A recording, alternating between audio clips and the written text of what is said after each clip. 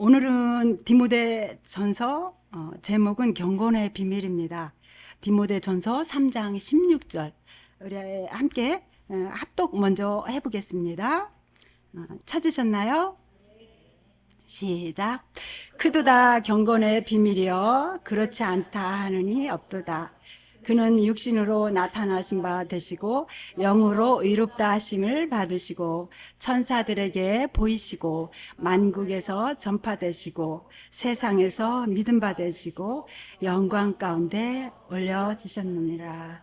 아멘. 디모데 전서가 사역 말기에 이렇게 쓰여진 것으로 알고 있습니다. 그래서 디모데가 에베소에 있는 그 젊은 청년 디모데에게 그 목회를 하기에 아주 좋은 그 서신서로 목회 서신서에 들어갑니다.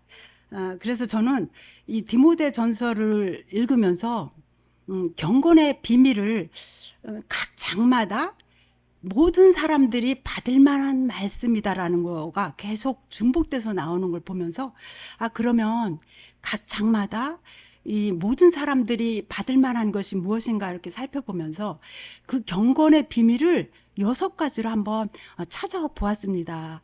그래서 20분을 하는 동안 6장을 골고루 그냥 한 번씩 살펴볼 수 있는 시간이다 싶어서 감사드리고요.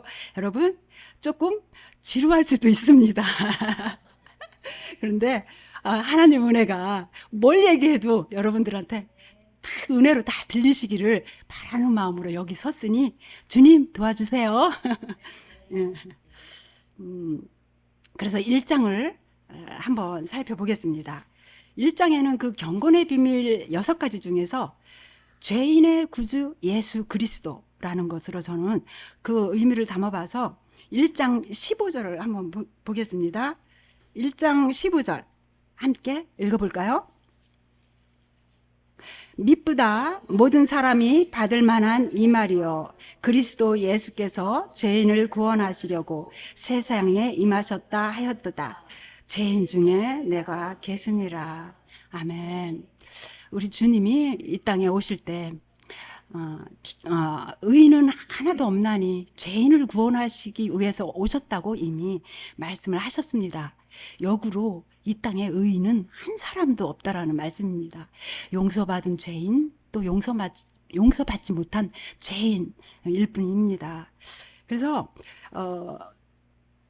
자신이 죄인인 것이 깨달아지지 않으면 신앙생활하는데 너무 힘들다는 걸 알았습니다. 저도 신앙생활을 해보면서 내가 죄인인 게 깨달아지지 않으면 성경 전체가 계속 히스토리라고 하잖아요. 예수 그리스도, 십자가, 구원, 복음 이런 것들이 나의 이야기로 들리지가 않습니다. 그냥 계속 그냥 히스토리일 뿐이에요. 남의 이야기, 그의 이야기. 그래서 감동함이 막 떨어지고 신앙생활 하는데 참 팍팍합니다. 계속 정말 은혜로 사는 것이 아니라 율법으로 살아가는 그 신앙생활을 할 수밖에 없는데요. 여러분, 그 성경 읽으면서 어떤 성경책이 가장 읽기 어려우셨나요? 다 괜찮으셨나 봐요. 대답이 안 나오시는 겁니까? 레위기. 너무 어려웠어요. 레위기가 너무 어려운 거예요. 너무 다른 나라 말 같잖아요. 다른 거는 그래도 뭐 스토리가 있어서, 막 이런가 보다 하고 그냥 뭐 그 의미는 몰라도 읽어지잖아요. 저도 레위기가 그렇게 어려웠어요. 그런데요, 저는요, 어느 날 하나님이 은혜를 주셔서 제가 죄인인 게 어느 날 깨달아지면서, 성경 읽는 것이 달라졌어요.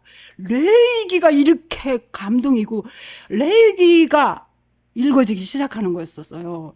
그래서 내가 성경을 읽으면서 하나님께서 이거 빛비침을 비춰줄 때 죄인임을 깨달아질 때 그때부터 신앙생활이 그때부터 이제 이제 알아가는 거야. 연약한 사람 심정도 알게 되고 뭐 하여튼 그때부터 성경이 레위기가 이제 읽어지기 시작하면서 모든 성경이 다 은혜의 말씀으로 들리는 거예요.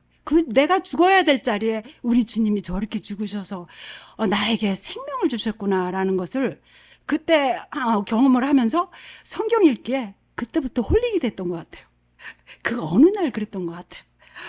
그러면서 이런 은혜가 임하기 전에 우리의 인생의 삶이 그랬잖아요. 거짓의 압이 마귀에 속아서 바른 교훈을 이제껏 들어보지 못했고 살았던 죄인한테 바울에게 임했던 은혜가 우리한테도 동일하게 임한 거잖아요. 여러분 그렇게 믿지 않아요? 동일하게 임한 거예요. 이게 너무너무 엄청난 이 은혜로 말씀이 믿어지면서 저는 이게 영광의 복음 1장에서 나오는 이 바른 교훈이 하나님이 죽으시면서 우리한테 맡겨주셨다. 이 맡겨주신 것을, 이것을 정말 이 바울은 이 디모데한테 이거를 계속 강령으로 막 주는 거야. 이 교회 안에 딴소리 하는 거, 다른 교훈, 거짓말, 이런 것들을 이런 것들을 차단시키고 신성을 모독하지 못하게 하도록 1장에서는 이거를 처음 들어가자마자 이거를 바로 이 어린 디모데, 이 청년한테 이 목회를 하고 있잖아요. 에베소를 맡았기 때문에 이 부분을 되게 중요하게 여기면서 처음부터 그렇게 들어갑니다. 결국 이 사소해 보이는 썩은 사과 하나 때문에 멀쩡한 사과 여럿을 버릴 수 있기 때문에 이것을 안 거예요. 그래서 1장은 그렇게 죄인의 구주 예수 그리스도가 우리에게 주신 말씀을 잘 받아서 믿음의 본이 되길 바라는 그 하나님의 마음을 저는 읽었고요. 그 다음에 2장에는 경건의 비밀 두 번째가 속전의 구주 예수 그리스도 2장 5절과 6절 말씀입니다. 우리 함께 읽어보겠습니다. 하나님은 한 분이시요 또 하나님과 사람 사이의 중보자도 한 분이시니 곧 사람이신 그리스도 예수라. 그가 모든 사람을 위하여 자기를 대속물로 주셨으니 기약이 이르러 주신 증거니라. 아멘.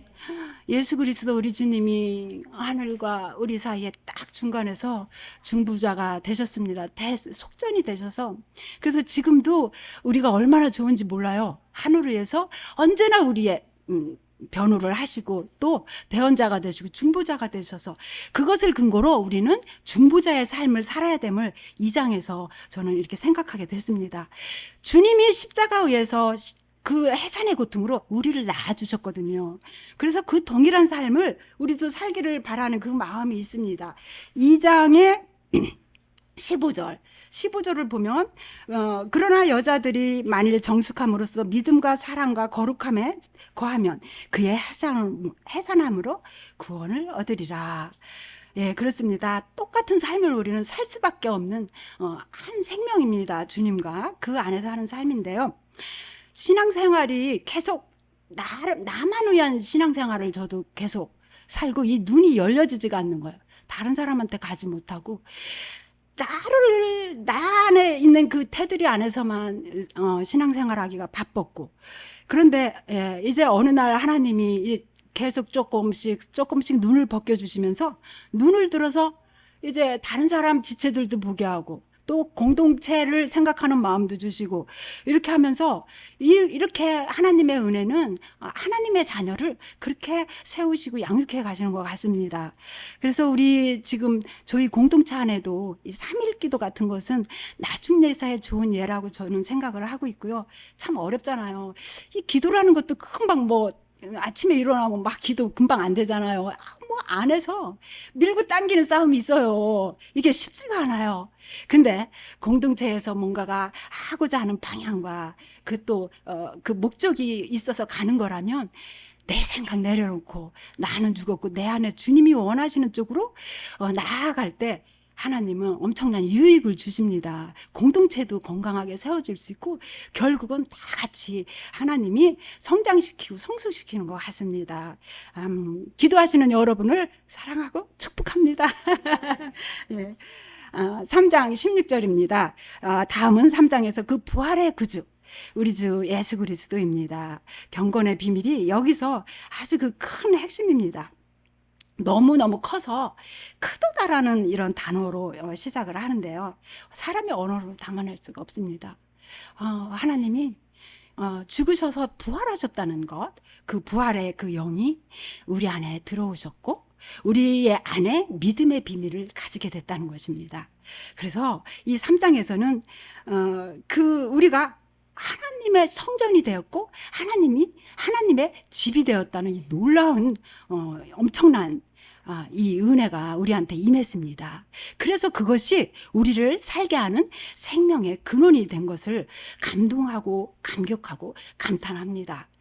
3장의 내용을 잘 살펴보시면 여러분, 자기 가정을 잘 다스리는 사람, 그리고 그 잘 다스리는 사람이 결국은 그 교회 공동체 안에서 감독과 어떤 교회를 다스리고 교회를 섬길 수 있는 그런 직분자로 세워져야 한다라는 그 기준을 말씀하고 있습니다. 저는 이것을 보면서 이렇게 가정을 다스리고 교회를 다스리기 이전에 앞서서 먼저 관리돼야 될 것이 자기 자신, 자기 성전 관리를 먼저 잘 해야 되는 게 그 영적인 출발점이라는 것을 다시 한번 생각해 보면서 항상 내가 먼저 내 안에서 먼저 하나님의 말씀과의 바른 관계 속에서 그 다스리심 속에서 내가 먼저 잘 세워져야 된다. 그런 생각을 3장에서는 해봤습니다. 4장입니다. 4장은 4장 10절에서 경건의 비밀이 소망의 구주 예수 그리스도다, 이렇게 저는 생각을 했습니다. 4장 10절에 오직 소망이 우리에게는 예수 그리스도임을 말씀을 하고 있고요. 그 소망 때문에 우리가 경건에 힘쓸 수밖에 없습니다. 세상에 소망이 없기 때문에 그렇습니다. 성령님이 후일에 어떤 일이 일어날 것을 4장 1절에서 미리 말씀을 하고 계십니다. 어떤 자들이 믿음에서 떠나 미혹하는 영과 귀신의 가르침을 따를 것이다, 이런 말씀을 하신 거예요. 이 말씀은 이미 오래전부터 하나님이 구약에서 선지자들을 통해서도 수없이 말씀했습니다. 거짓을 좋아하는 패역한 백성이라고. 그런 말씀들이 지금은 이제는 말씀을 통해서 성령님이 귀 있는 자들에게 계속 말씀하시면서 성도들을 믿음으로 살아가게끔 계속 말씀하시는 것을 우리가 들을 수가 있고요. 이 말세에는 믿음 있는 자를 찾아보기 힘들 정도로 그만큼 지금 미혹의 영과 악한 것들이 아주 심하게 지금은 그 불법의 활동을 하고 있는 때입니다. 불철주야 믿음에 서지 못하도록 지금 믿음의 사람들을 끌어내리고 있는 이 시대에 예수 그리스도를 믿는 것에 미래와 소망이 있습니다. 아멘, 아멘. 그래서 읽는 것과 권하는 것과 가르치는 것에 창념하라, 이렇게 디모데에게 바울은 계속 이러한 부분들, 그리스도의 말씀에 붙이는 일을 계속 강조하고 있습니다. 이렇게 행할 때 결국은 내가 살고 또 나와 함께 있는 누군가가 그 그리스도의 말씀, 바른 교훈을 듣고 살아나기 때문에 그렇습니다. 여러분, 그 작은 행동이라도 계속 반복하면 습관이 되잖아요. 그 습관들이 모여서 그 삶의 방향을 바꿉니다. 방향을 바꾸는데 이 습관은 사람의 강한 의지로 되지 않더라고요. 그래서 오히려 환경과 시스템 안에서 자연스럽게 녹아야 오래 갑니다. 우리가 지금 하고 있는 일이 이러한 사역의 핵심입니다. 혼자 하기 어렵잖아요. 성경 읽기 암만 강한 의지를 가지고 내가 올해 1년을 일뚝해보리라 하지만 안 돼요. 혼자서 약합니다. 물론 할 수 있는 은혜도 있는 사람이 있어요. 근데 약해서 한 2달도 못할 거려, 아마 연약한 사람들은. 그래서 우리는 그 세미나라는 시스템을 통해서 삼겹줄이 되어 나가는 거예요. 앞에서 끌어가고 뒤에서 밀어주고 중간에 응원해주고 그러면서 목표를 딱 정해가지고 그것도 50일, 90일 딱 정해서 가잖아요.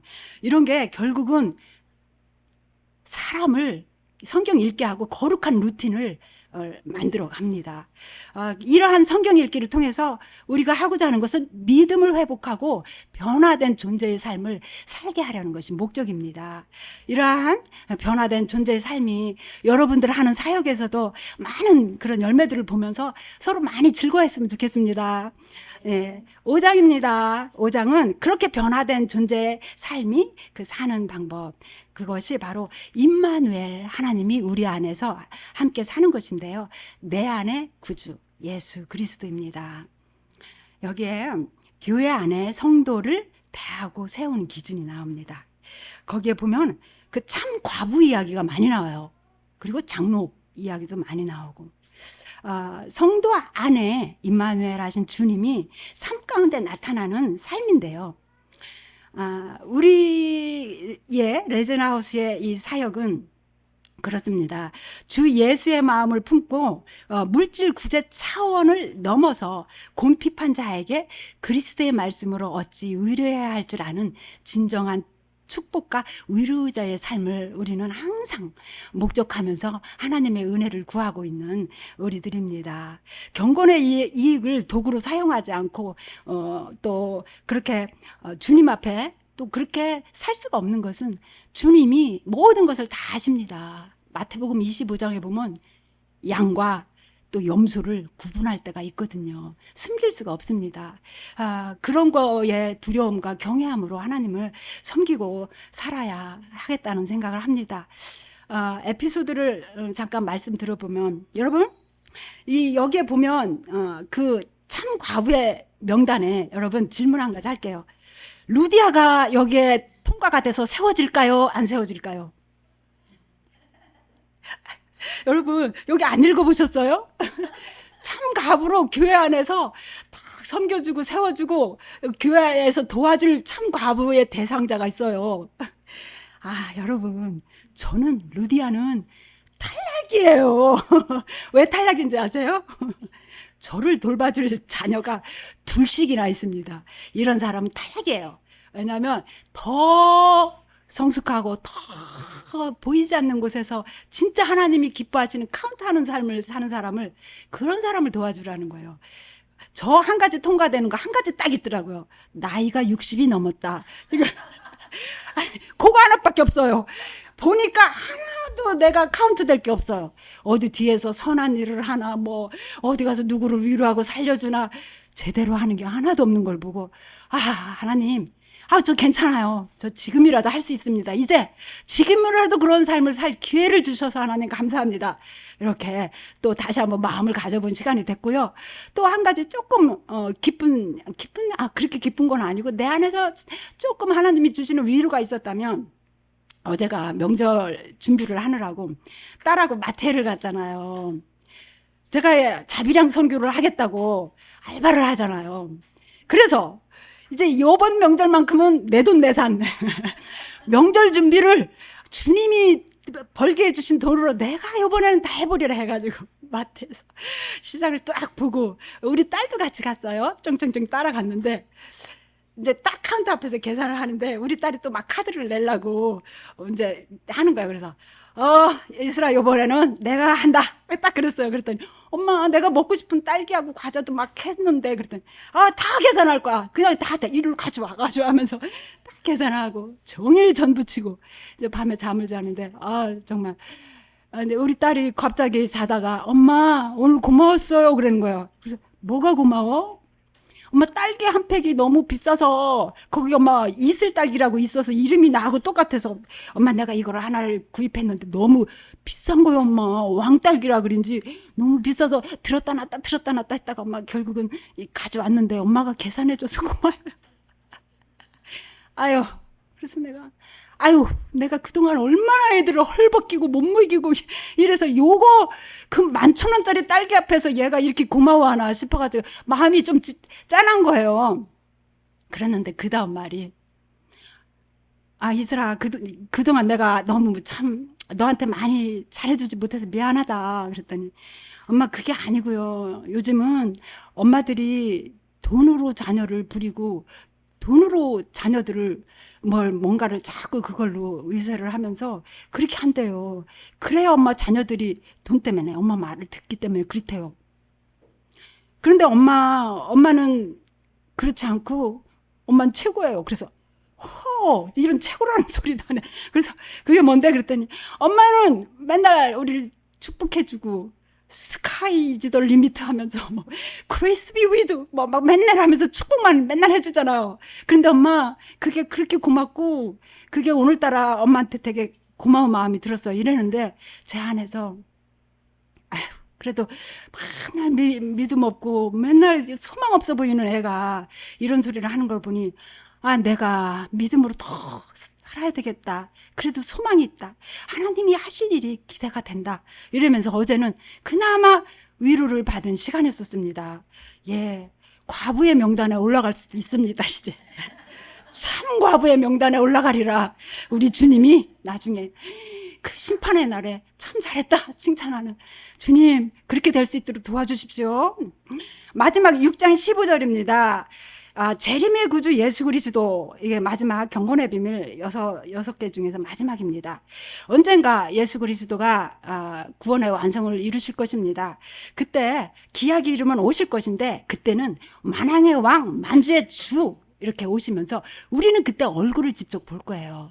지금 우리 주님이 우리 안에 재림하셔서 성령님으로 계시지만 그때 생각하면 나 너무 그것만 생각하면 직접 얼굴을 본다고요. 얼마나 그때 이 땅에서 주님 얼굴 직접 보면 쓰러지잖아요. 그때는 안 쓰러져요. 막 엄청난 영광을 보게 될 건데 주님이 그때까지 바울을 통해서 디모데에게 강력하게 세 가지를 말씀한 게 성경이 아니라 여기 지금 디모데 전서 1장부터 6장까지 계속 반복적으로 한 말씀이 세 가지가 있습니다. 결론인데요. 우리가 주목해야 할 세 가지가 피할 것, 그 다음에 따를 것, 싸울 것 이렇게 이 세 가지를 계속 말하고 있었던 것입니다. 우리 경건의 비밀 6가지가 우리 안에서 잊혀지지 않고 계속 내 안에 계신 그리스도를 생각하면서 그 피할 것은 뭐냐 하면 다른 교훈, 헛된 논쟁, 헛된 말을 피하라입니다. 하나님의 사람은 다투지 않습니다. 다른 교훈은 차단하고 피해야 하고요. 이러한 것들을 계속 여기에 휘말려서 계속 논쟁하고 또 다툴 때 믿음을 떨어뜨리기 때문에 그렇습니다. 그리고 설령이 이긴다고 해도 서로 마음이 안 좋습니다. 평안이 깨집니다. 여러분 하나님 사람으로서 우리가 피해야 할 것들 또 믿음을 떨어뜨리는 것이 있다면 한번 생각해 보시기를 바랍니다. 두 번째, 따를 것입니다. 따를 것은 계속 말씀하고 있는 부분입니다. 그리스도의 말씀, 경건의 교훈을 따르라는 것입니다. 이렇게 따를 때 그 6장 11절에 그 주님 안에 있는 성품, 6장 11절에서는 그 성품을 따르라고 하는 건데 그것이 우리가 따를 수가 없잖아요. 그런데 그게 말씀이에요. 하나님 그리스도의 말씀을 따를 때 이런 주님 안에서의 성품이 우리 안에서 단단해지고 이 성품으로 또 축복자로 살아갈 수 있는 그 기초가 된다고 생각을 합니다. 마지막 싸울 겁니다. 믿음의 선한 싸움을 싸워라입니다. 그 싸움의 내용이 결국은 진리 싸움인 거예요. 다른 교훈, 바른 교훈의 이 두 싸움인데요. 이 두 싸움은 너무 오래전부터 이 두 세력이 지금 싸우고 있는 거예요. 엘리야의 그 바알과 싸울 때도 진리의 대결을 했거든요. 어떤 게 진짜 신이냐 하면서 싸웠던 내용도 결국은 이 진리 싸움이고요. 우리는 우리에게 맡겨주신 그리스도의 말씀을 믿고 지키는 싸움이다 생각하시면서 이거 가지지도 못하고 지키지도 못하고 하면 우리는 그냥 한순간에 계속 하나님이 주신 은혜 누리지도 못하고 계속 이긴 자의 종이 돼가지고 사는 거예요. 그러니까 우리가 이긴 자가 돼야 되는 거예요. 그런데 이길 수 있는 게 얼마나 감사한지 주님이 이미 이겨놓으셨기 때문에 우리가 예수 그리스도를 믿는 하나님의 아들을 믿는 그 믿음이 세상을 이기는 힘인 거예요. 그래서 여러분 우리 성경 읽기로 진리 싸움에서 믿음으로 승리하시고 경건의 비밀 6가지가 삶에서 5만 가지로 나타나는 주의 영광을 보게 되길 사랑하고 축복합니다. 감사합니다. 100주년 기념교회에 이재철 목사님이 지금은 은퇴하셨는데 거기서 목회하실 때 큰 사건이 2번 있었습니다.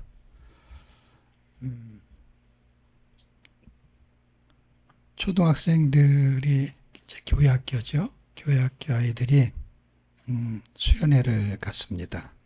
수련회를 가서 열심히 놀다가 여름에 주로 이제 수영 물놀이를 많이 하죠. 아이들은 물놀이를 하다가 초등학교 한 남학생 아이가 물에 빠져서 사망하는 사고가 있었습니다. 그런데 그 부모님은 그게 아주 오래된 직분자였습니다. 그 사건으로 인해서 그 부모님들이 교회에 형사고발하고 민사소송하고 해서 2년 반 동안 교회를 엄청 힘들게 했다는 이야기가 그분이 쓰신 책을 통해서 전해지고 있습니다. 그 2년 반 동안 엄청 교회가 이제 힘들었겠죠. 그리고 나서 잊어버릴만 하는 시간이 지금 흘러서 몇 년 지났는데 또 비슷한 사건이 하나 생겼습니다. 초등부 아이들이 이번엔 캠프를 갔는데 그 캠프에 가서 또 초등학생 한 아이가 익사사고로 사망을 하게 된 거예요. 교회는 겁이 덜컥 났겠죠. 뭐 보고 놀란다는 게 뭐죠? 소뚜껑 보고 놀란다는 거예요. 큰일 났다고 생각한 거예요.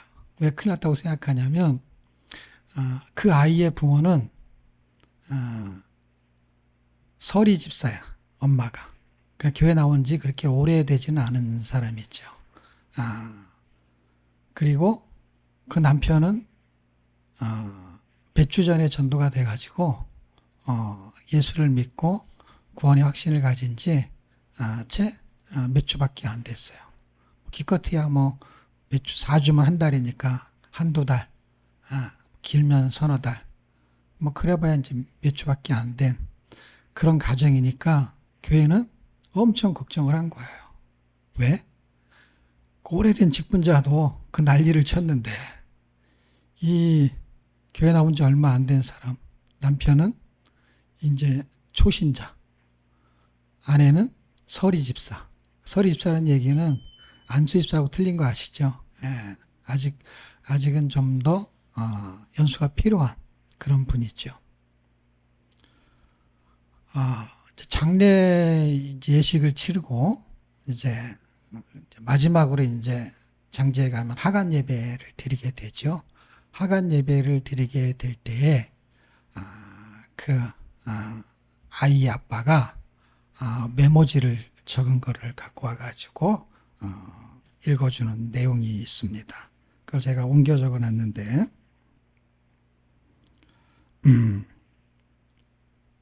이제 교인들 앞에서 이제 감사한다는 말을 이제 전하면서 글을 읽는 건데 제가 요약을 해보니까 5가지를 감사한 것 같아요. 우리 아들 민용이가 엄마 뱃속에서 그리스도인으로 잉태되고 모태신앙으로 태어나 유아 세례인으로 살게 하신 것을 감사합니다. 이 아들을 하나님 나라에 먼저 불러가시되 세상에서 그 영혼이 때묻기 전에 순결한 영혼인 채로 불러가시니 감사합니다. 아들을 데려가시되 교통사고처럼 끔찍한 사고 현장이 아니라 하나님 말씀 배우는 수련회장에서 데려가셔서 감사합니다. 사랑하는 아들이 떠났기 때문에 그 빈자리는 당장 아프겠지만 하나님의 은혜로 채워주실 것을 믿기에 감사합니다. 아들 장례식을 위해 교회분들이 이렇게 사랑을 베풀어 주셔서 감사합니다. 이 두 가정을 비교하면 여러분한테 질문이에요. 두 가정을 비교하면서 어떤 가정이 이해가 되고 어떤 가정이 이해가 안 됩니까? 첫 번째는 첫 번째, 두 번째는 두 번째. 난리를 친 그 직분자의 가정. 두 번째는 초신자의 가정. 어떤 가정이 이해가 안 됩니까? 첫 번째가 이해가 안 돼. 아니, 사람마다 틀린 거니까. 첫 번째가 이해가 안 된다. 그렇게 중직자가 그렇게 화를 내면 되냐? 그건 이해할 수가 없다.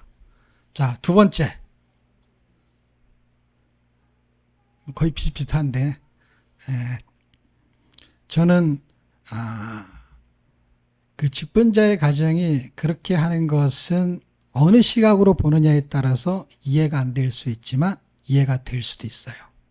왜? 상식이니까. 상식적인 기준에서는 그럴 수 있다. 그리고 자식이 죽었잖아요. 그거를 기준으로 삼아야 돼요. 직분이 중요하냐? 자식이 중요하냐 할 때, 직분보다 자식이 중요할 수도 있다라는 거예요. 그게 이해할 수 있다라는 게, 그게 맞다, 틀리다는 말하는 게 아니에요. 여러분이 중요하게 생각해야 될 게 뭐냐면, 어떤 게 맞고 어떤 게 틀리냐라고 하면 문제가 발생할 수 있어요. 그러나 이해할 수 있다라는 거는 상당히 인간적인 거야. 그러니까 무슨 얘기야? 법적인 게 아니라 인간적인 거야. 나는 그냥 그런 건 이해가 가능하다. 교회도 그걸 이해했을 거예요. 어떤 거요? 자기 아들이 죽은 그 사람이 직분자인지 초신자인지 그 아들에 대해서 뭔가 화를 내는 것을 형사고발이나 민사소송으로 하는 거에 대해서 이해할 수 있다라는 생각을 할 수 있어요. 그러면은 초신자의 가정이 그 중직자의 가정보다 더 화를 내는 것은 당연할까요? 당연하지 않을까요? 화를 낸다면. 당연한 거죠. 왜냐하면 그게 인간의 기준으로 볼 때는, 상식적으로 볼 때는 자기 자식이 교회 수련회 가서 죽었으면 그 교회에 대해서 뭔가 화를 낼 수 있다. 그것은 당연하다. 당연하다는 건 뭐예요? 이해가 가능하다. 그런데 화를 내는 게 아니라 감사를 했어요. 그러면은 그 기준으로 볼 때, 아까 상식적인 기준으로 볼 때 이해가 돼요? 이해가 안 돼요? 이해가 안 되는 거지.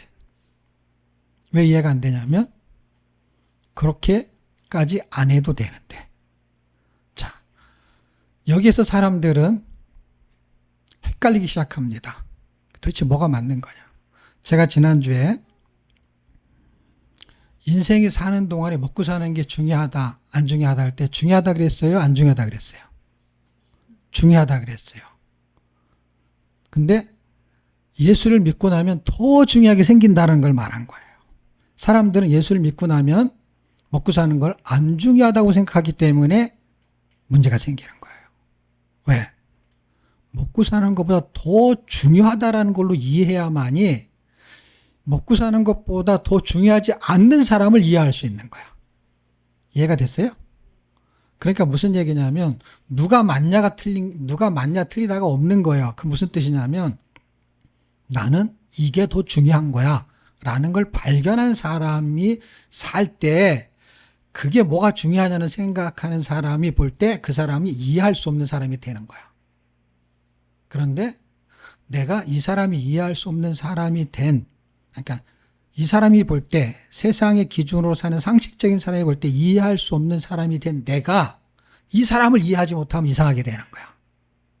왜? 이 사람은 당연히 나를 이해할 수 없지라는 생각을 해야 맞는 거예요. 왜냐하면 그는 더 중요한 게 없으니까. 교회를 다녀도 하나님보다 더 중요하게 없는 사람은 직분자가 됐든 목회자가 됐든 어떻게 살 수 있느냐? 상식적인 선을 넘어서지는 못한다 이 뜻이에요. 이해는 하지만 뭐야? 왜 이해하냐?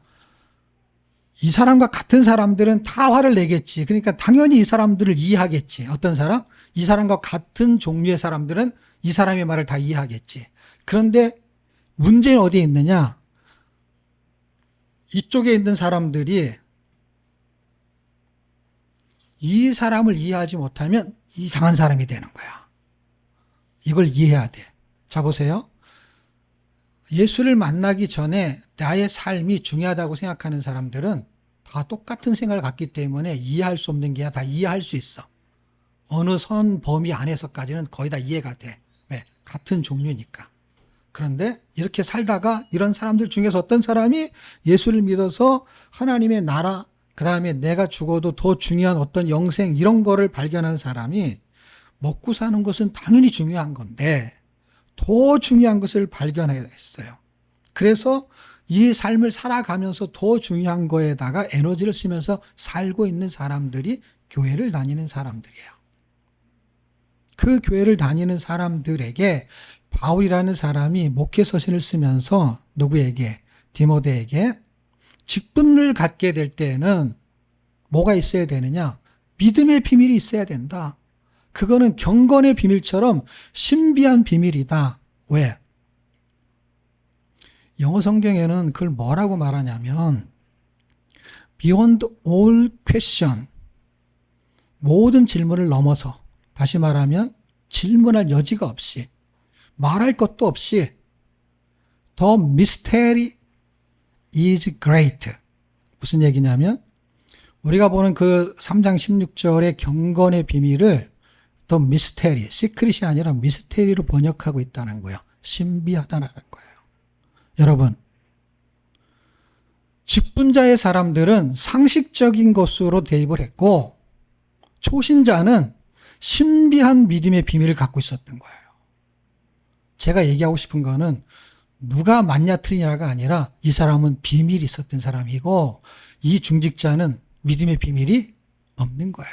성경의 지식만 있고 직분만 갖고 교회 생활만 오래 하고 처음 초신자보다 성경 실력이 많은 것뿐이에요. 그래서 상식적으로 사는 게 잘못됐냐? 잘못됐다는 게 아니라 이해가 되는데 믿음의 비밀은 없다 이 말이에요. 이해가 돼요? 믿음의 비밀이 없다는 거를 잘못됐다고 설명하는 게 아니라 성경은 지금 너에게 믿음의 비밀이 있느냐를 물어보는 거예요. 상식적인 삶을 잘 살았냐 못 살았냐 이걸 물어보는 게 아니에요. 왜? 상식적인 삶은 안 물어봐도 다 아니까. 다 이해가 되니까. 내 자식이 죽었는데 어떻게 기뻐할 수가 있어요. 감사할 수가 있어요. 슬퍼하고 애통해하고 그거에 대한 문제를 제기하는 것은 당연한 거예요. 그런데 믿음의 비밀이 있는 사람들에게는 그 신비한 게 있다라는 거예요. 그 신비한 게 영어 성경을 뭐라고 말하냐면은 보세요. 더 미스테리한데 그게 어떻게 미스테리하냐라고 할 때 from which true godliness springs 이렇게 번역을 해요. is great. 그러니까 from서부터 is 사이가 사실은 그걸 끌고 가는 거예요. 뭐를? 더 미스테리를. 미스테리는 great, is great, 위대하다, 크다. 그런데 어떤 미스테리냐? from, 무엇으로부터, which, 어느 거냐, 어느 거. 할 때 true godliness, 참된 경건으로부터 나오는 미스테리, 신비는, 비밀은 위대하다, 크다라는 거예요. 그러니까 참 신비하다, 저 비밀이 있다 하는데 어떤 비밀이냐, 어떤 신비냐? 경건이 나오는 신비는 경건이 없는 신비도 있는 거야. 그러니까 경건 이꼬로 신비를 이꼬로 시키는 거예요. 근거는 이거다. 위치니까 그 위치, 한국말로 위치를 잡아주는 거예요. 위치가 위치예요. 어느 거냐, 어느 위치냐, 그 위치가 한국말로 해석해서 틀리지가 않아요. 어느 위치냐, 미스테리의 위치가 성경에서 말하는 더 미스테리 위치가 true godliness라는 거예요. 참된 경건이 나오는 미스테리예요. 세상에서의 일어나는 일들도 미스테리한 게 얼마나 많아요. 그렇죠? 근데 그 미스테리의 위치는 어떤 거예요? 그냥 과학일 수도 있고 의학일 수도 있고.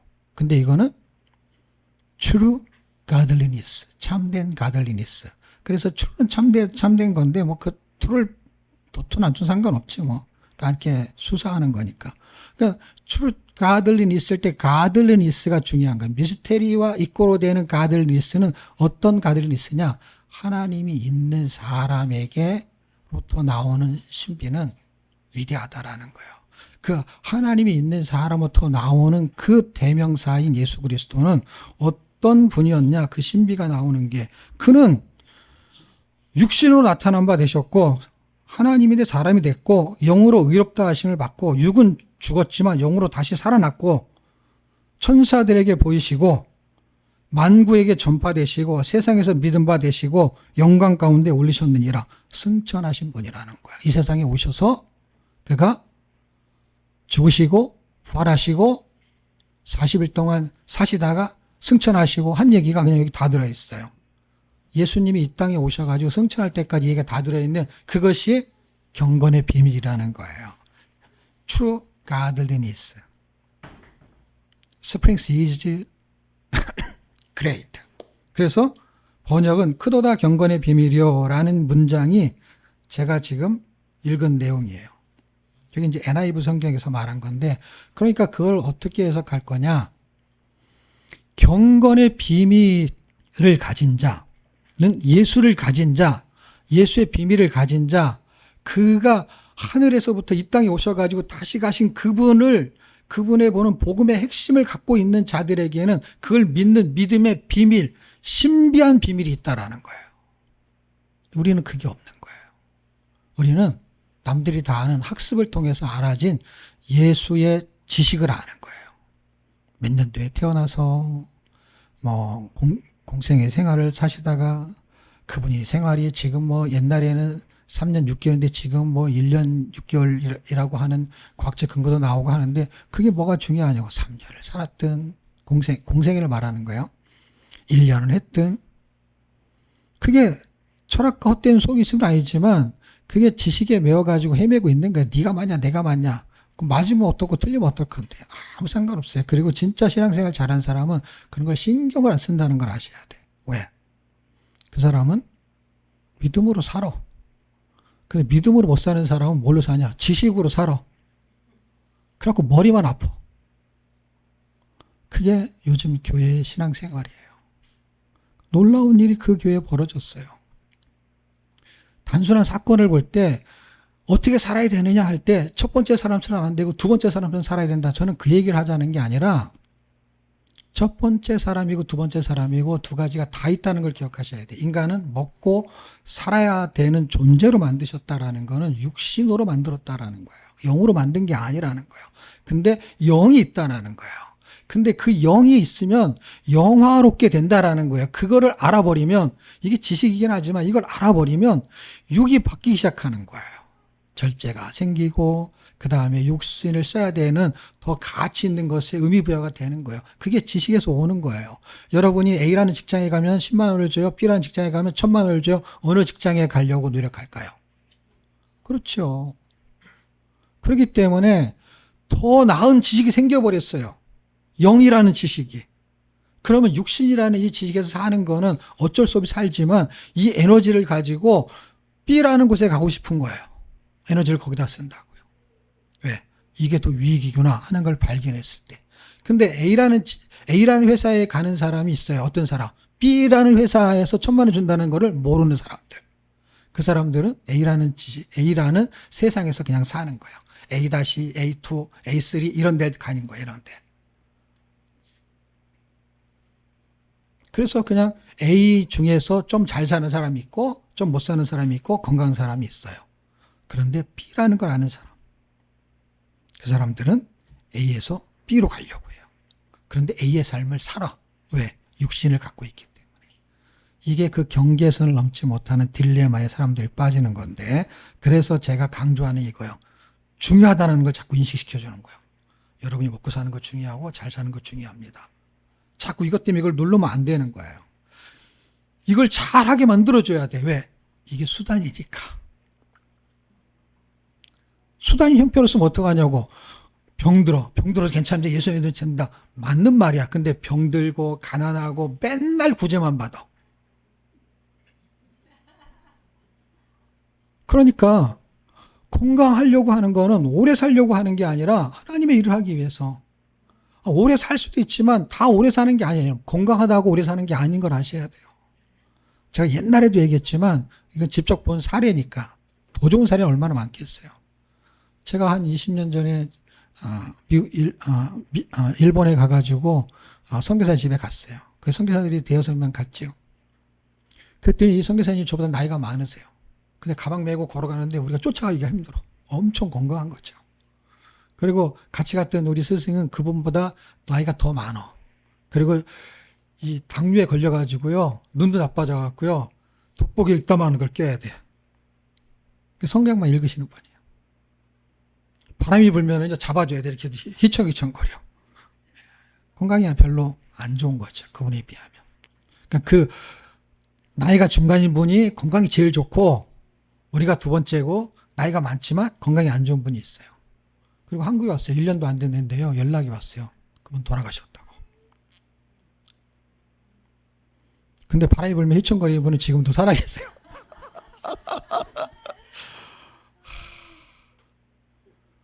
놀라워요. 놀라운 일이에요. 늘 당뇨약을 먹는데 수십 년을 먹고 있어요. 제가 만날 때부터 먹었으니까 지금 벌써 몇 년이야. 만나기 전부터 먹었겠죠. 만났을 때 먹었으니까. 그리고 벌써 20년이 넘게 지났으니까. 2000년 초에 만났으니까 25년 가까이 됐네요. 지금까지 당뇨가 그럼 좋아졌냐? 좋아지긴 뭘 좋아져요? 몰래 커피 마시고 그러는데 아내가 못 마시게 하잖아. 그것도 믹스 커피만 먹어요. 먹으면서 뭐라 그러는지 아세요? 아프리카 한약. 그래서 먹어요. 한약을 먹는 건데 이거 얼마나. 그러니까 해독이 되는 거야. 그냥 아프리카 한약 약으로 먹는데. 참. 근데 그분 아직도 살아있다니까요. 바람 불면 휘청거리는 분이. 20년 전에도 휘청거렸다니까요. 뉴질랜드 가갖고 그 에덴 동산이라는 곳이 있어요. 마운트 이든이라 그래요. 그러니까 한국말로 해석하면은 에덴 동산이야. 그런 산 이름이 있어. 이건 관악산인데 거기는 마운틴 이든이야. 그러니까 한국말로 표현하면 에덴 동산이야. 거기 가서 기도한다고요. 그럼 바람 불면 잡아줘야 돼. 옆에서 아론과 훌이 있어야 돼. 팔이 내려오는 게 아니라 몸뚱아리가. 여러분, 우리는 믿음의 비밀이 없어요. 성경의 지식만 있지. 너무 안타까워요. 그리고 껍데기들만 앉아가지고요 출석을 해요. 그리고 그런 사람들 오면 교회가 너무너무 좋아해요. 나는 왜 빨리 안 가나 모르겠어. 그런 교회 가면 얼마나 좋아하겠어요. 쌍수를 들고 환영하잖아요. 그래서 믿음의 비밀이 있는 사람들, 여러분 성경이 아무 얘기 안 하는 것 같죠? 여러분 디모데 전후서 잘 읽어보십시오. 여기 읽어보시게 되면은 후메네와 알렉산더 사탄에게 내어주고 이런 사람들이 교회 안에 있는 거예요, 여러분. 사탄에게 내어줄 사람들이. 우리 교회는 그런 사람은 없어요. 그런데 믿음의 비밀이 있는 사람들이 모여야 돼요. 믿음의 비밀을 말해야 돼요. 맨날 생활의 비밀만 말하잖아요. 믿음의 비밀은 왜 안 나오냐고. 생활의 비밀은 다 이해가 되지. 다 이해가 되지. 왜? 다 우리도 그렇게 살았으니까. 아웅다웅. 그렇게 살다가 믿음의 비밀은 언제 나오냐고. 5년 돼도 안 나오고 10년 돼도 안 나오고. 그 초신자는 몇 달 만에 나온 거예요. 믿음의 비밀은 공부해서 되는 게 아니에요. 3장 9절. 지금 3장은 직분에 대한 얘기를 하잖아요. 3장 1절부터 감독원 직분을 얻으려면 선한 일을 하고 뭐 그런 얘기를 하잖아요. 꼭 감독만 말하는 게 아니에요. 집사의 직분할 때 10절에도 집사의 직분. 그냥 직분을 말하는 거예요. 직분. 그래서 우리는 직분을 싹 없애버렸잖아요. 왜? 믿음의 비밀도 없는데 직분을 막 권사, 장로, 목사 이런 걸 주니까. 9절 깨끗한 양심에 믿음의 비밀을 가진 자라야 할지니. 저는 이게 마음에 콕 박혔어요. 헌금을 잘하고 성경을 많이 읽고 그런 거는 안 중요하다는 게 아니라 이보다 더 중요하겠다. 항상 제가 말하면 안 중요한 것처럼 들릴 때가 있는데 안 중요한 게 아니라 중요하죠. 성경을 읽고 기도하고 이게 왜 안 중요해? 신앙생활의 기초인데. 근데 여전히 거기에 머무르는 사람은 더 중요한 걸 모르기 때문인 거예요. 그게 믿음의 비밀인 거예요. 믿음의 비밀을 가진 자라야 할지니라 할 때 그 믿음의 비밀이 뭐예요? 그게 16절이에요. 이걸 안 거예요. 경건의 비밀을 아는 사람이 믿음의 비밀을 안 거예요. 그래서 저는 오늘의 제목이 뭐냐면 성도의 비밀이에요. 성도의 비밀은 성도에게 비밀이 있어야 돼요. 어떤 비밀? 예수 그리스도가 내 삶의 주인이라는 비밀. 나의 삶의 주인이야. 이게 경건의 비밀이고 경건의 신비죠. 신비. 예? 미스테리한 거죠.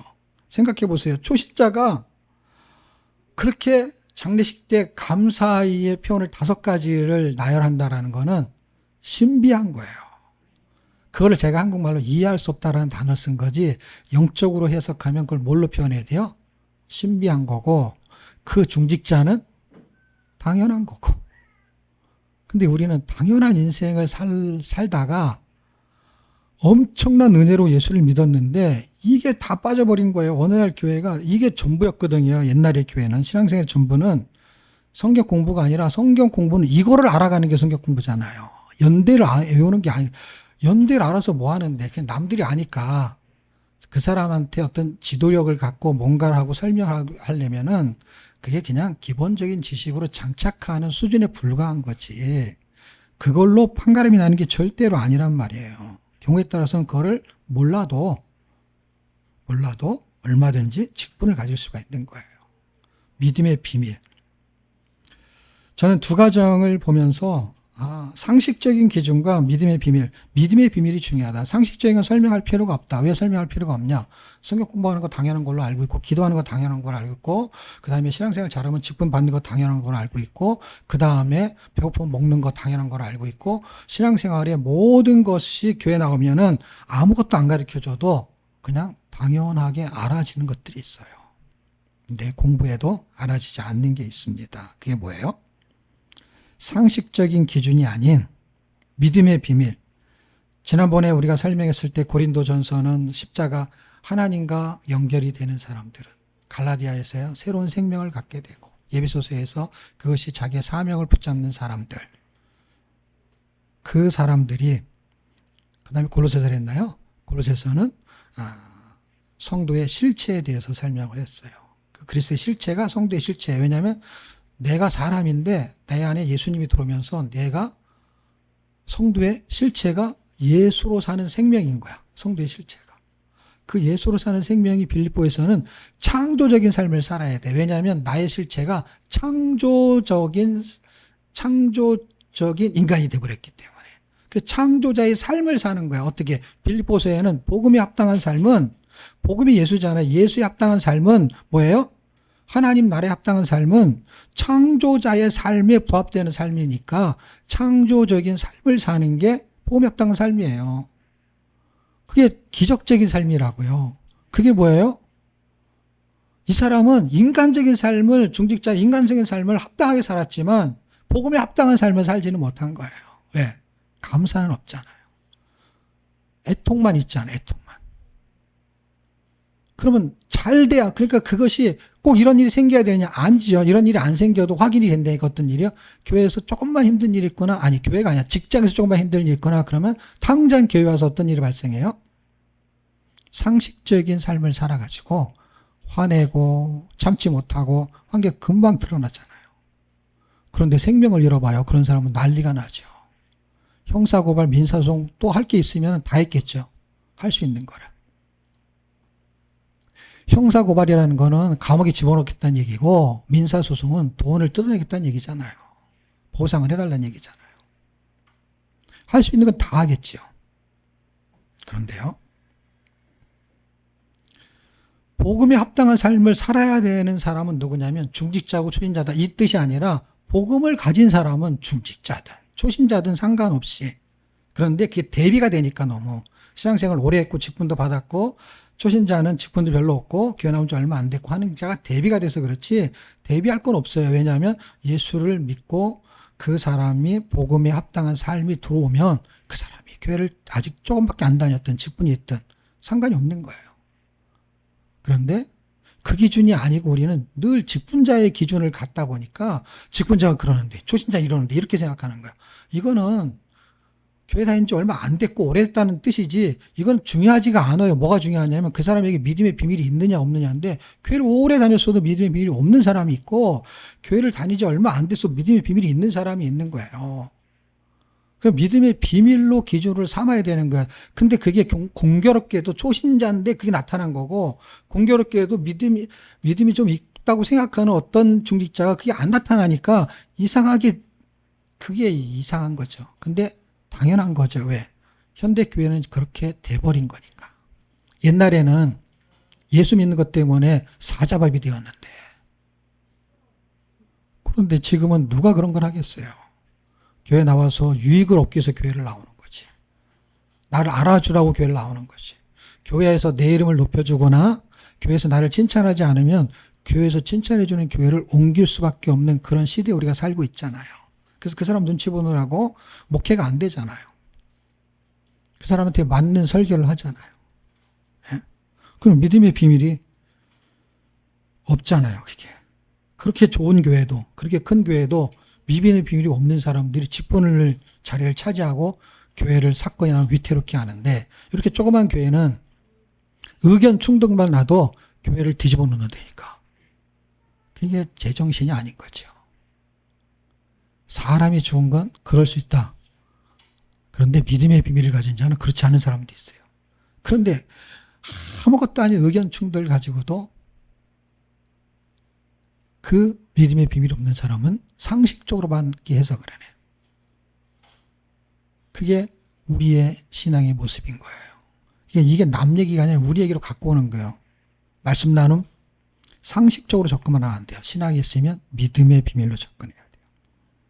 믿음이 없으면 당연히 상식적으로 접근하겠죠. 그리고 나눔도 뭐예요? 믿음의 비밀이 안 나오고 생활의 비밀만 나오겠죠. 자, 결론을 맺게 되면 믿음의 비밀은 편협하고 얄팍한 성경 지식이나 자기 고집이나 성질에 있게 되면 그냥 상식적인 삶을 살게 돼요. 그리고 율법으로 적용하게 돼요. 그리고 그것은 남한테만 적용해요. 자기한테는 적용하지 않아요. 그런데 이 사람이 믿음의 비밀을 갖고 있게 되면은 어떻게 살게 되느냐? 상식적인 삶을 살면서도 기적적인 삶을 같이 살아요. 그래서 자기 아들이 죽으면 너무 슬프고 애통해요. 그리고 그때 왜 그랬는지가 너무 안타까워요. 그런데 하나님이 뭔가 개입되었기 때문에 하나님이 왜 교회에서 이런 일을 하게 하셨을까라는 것을 생각했겠죠. 어떤 사람이 그때 뭐 부목사나 전도사가 그때 인솔해가지고 그걸 잘 왜 관리하지 못했지, 이것만 따지는 게 아니라 그건 누군가 CCTV를 가리겠죠. 교회에서도 하겠죠, 그거는. 그런데 하나님을 믿는 그 사람은 하나님은 도대체 뭐하고 있었을까? 그분하고의 믿음의 비밀이 있는 사람은 그분하고 쇼부를 봐야지. 그분이 나에게 어떤 은혜를 주시냐에 따라서 그 사람은 그걸 털고 회복할 수가 있는 것이죠. 그리고 하나님이 그것에 대해서 뭔가 갚아줄 게 있고 하나님이 하실 일이 있다라는 건 누구만 아냐? 믿음의 비밀을 가진 사람만 아는 거야. 그 사람만 아는 거야. 다른 사람은 그것으로 나타나 파생된 결과를 아는 거고 그 내면에서 벌어지는 거는 그 사람만 아는 거예요. 그래서 그게 미스테리한 거예요. 신비한 거예요. 감사한 것도 신비한 거고, 그렇게 그 사람에게 있는, 그렇게 할 수 있는 것이 나온 거는 어떻게 나오냐고. 그냥 우리가 칭찬받기 위해서 이렇게 말하자, 그렇게 할 수 있는 게 아니잖아요, 여러분. 우리가 초신대 지난번에 저기 중직자가 그렇게 했는데, 야, 우리는 그렇게 하지 말고 이렇게 하자라고 지식으로 내가 한번 해봐야지라고 해서 되는 게 아니란 말이에요, 여러분.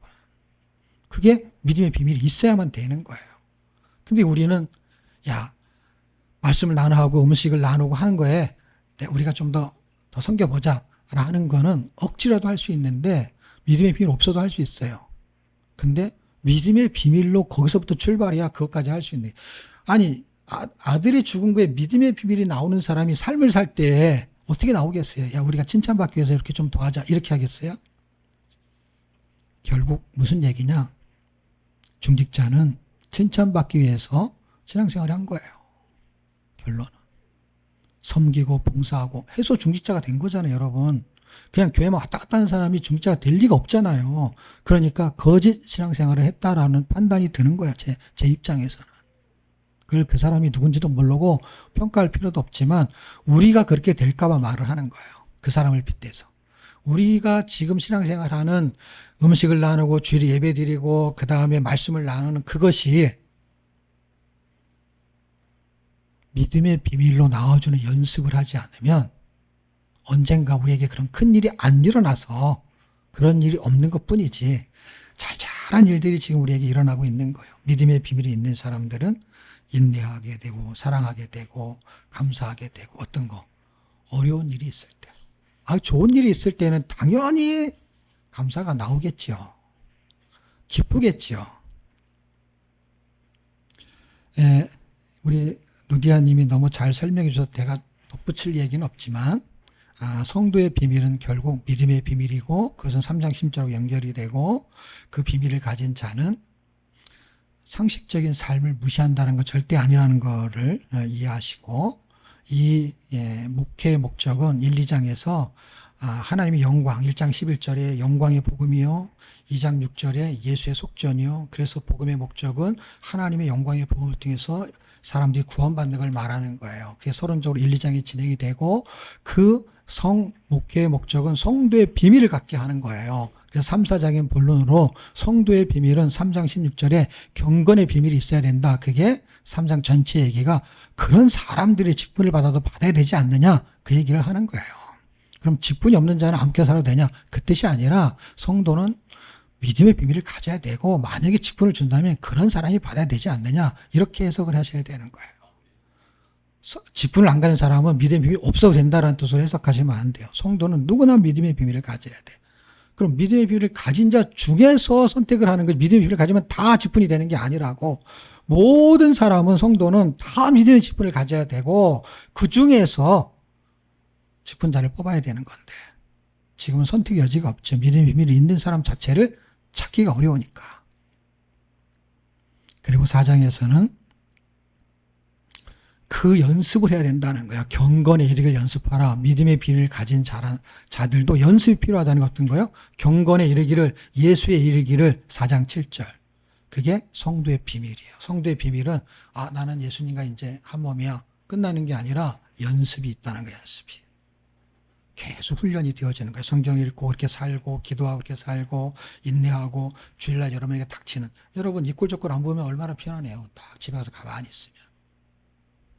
그래서 온라인 성도 되려는 거 아니야. 다 말씀만 안 해도 되고, 도시락 안 싸워도 되고, 다 가만히 있으면 되잖아.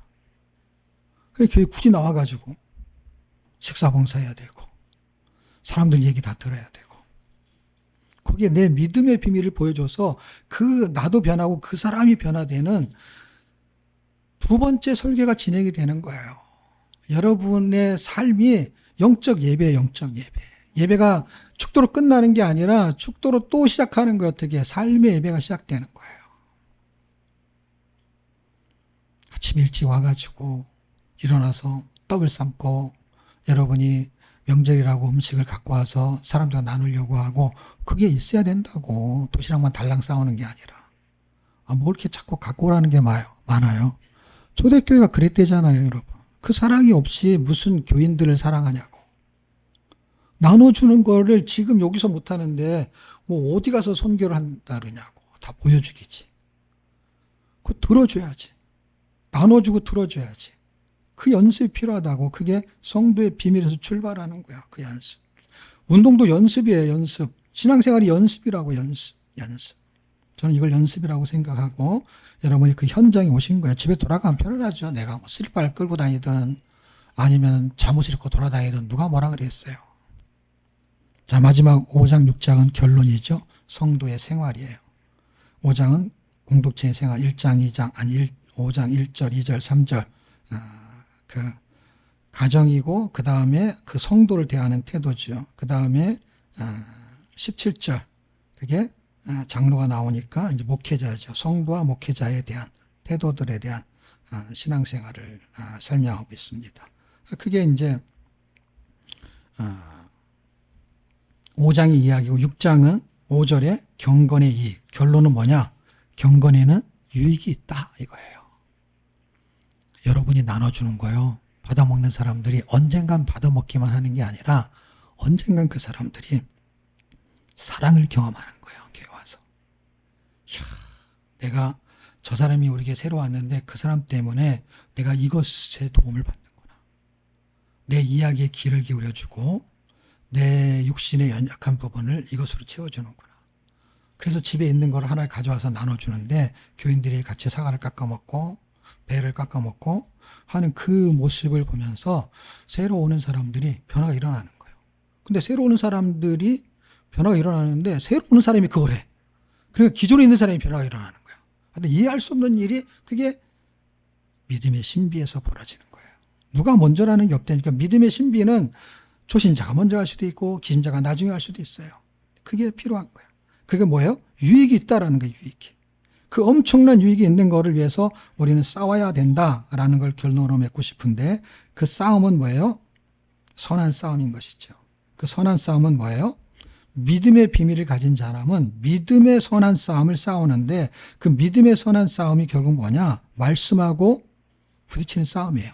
말씀이 나를 설득해야만이, 말씀이 나를 이해시켜야만이 내가 동화될 수 있다면, 감동을 먹을 수 있다면 말씀하고의 싸움이 선한 싸움이에요. 1차적으로. 그러면 성경 통독원이 전쟁터인 거예요, 여러분. 복음화를 시킬 수 있는 전쟁터요. 그게 줌으로 하는 말통 모임, 오픈에서 모이는 말통 집회, 전체가 모이는 말통 축제, 이게 선한 싸움을 싸울 수 있는 뭐가 돼요? 현장이 되는 거예요. 예배는 작은 현장이고 여기서 연습이 돼야만이 큰 현장에 갔을 때 힘이 나오는 거예요. 믿음의 비밀이 저에게, 여러분에게 있어서 이번 명절에 그 비밀을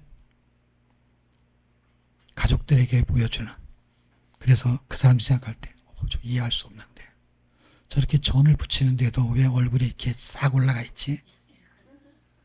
그러면 뭐가 생기는 줄 아세요? 전이 생겨요. 그런 전투에 전투적으로 임하시고 기뻐하시면 전이 생깁니다. 전을 붙이면 뭐가 생겨요? 전이 생겨요. 자, 생기기를 축복합니다. 사람도 살려내시고 전도 생기시고, 그래서 와서 고생하고 힘들었다는 얘기는 들어줘요. 저 인간은 맨날 와가지고 지 자랑만 해. 그러면 그걸 들어줘요. 이번에 한번 들어줘. 어떻게 들어주고 자랑하면은 칭찬을 해줘. 정말 귀한 일, 좋은 일 했구나 해줘. 그냥 어쩌다 한번 만나는 게 명절이잖아요. 기회가 이번하고 추석하고 크게 2번 있잖아요. 우리나라는 이게 기회예요. 그때 온 사람들, 아주 짜증나는 사람이 올 수도 있어요. 그 사람을 아예 마음에 작정을 하고 내가 믿음의 비밀을 보여주리라 해가지고 들어줘요. 얼마나 힘들 줄 아세요, 여러분? 너무너무 힘들어요. 근데 4장 7절을 기억하세요. 믿음의 비밀은 연습이 있다라는 걸 기억하십시오. 그런 연습의 장이 이번 한 주간 여러분이 열려서 풍성한 열매가 생기기를 축복합니다.